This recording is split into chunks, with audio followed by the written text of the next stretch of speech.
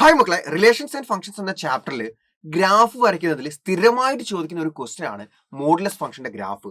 Graph നിങ്ങളോട് ഇങ്ങനെയായിരിക്കും പറയാം: a function from R to R, function from R to R defined by f of x equal to mod x, f of x equal to mod X.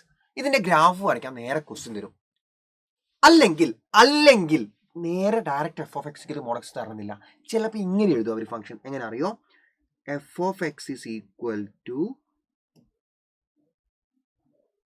X.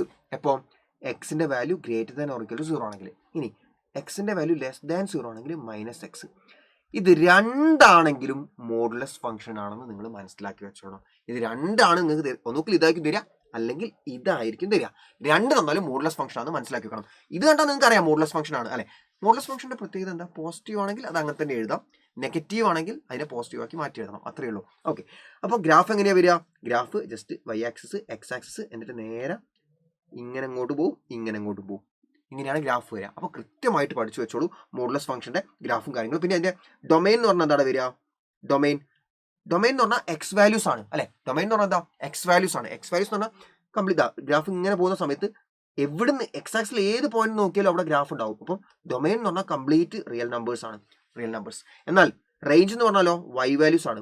Range എന്ന് പറഞ്ഞാൽ Y values ആണ്. Graph ഇങ്ങനെ പോകുന്ന സമയത്ത് Y ആക്സിസിൽ ഇതാ ഇവിടുന്ന് മുതൽ മേലോട്ടേക്കേ വാല്യൂസ് ഉള്ളൂ അല്ലെ, ഗ്രാഫ് കാണുന്നുള്ളൂ അല്ലെ.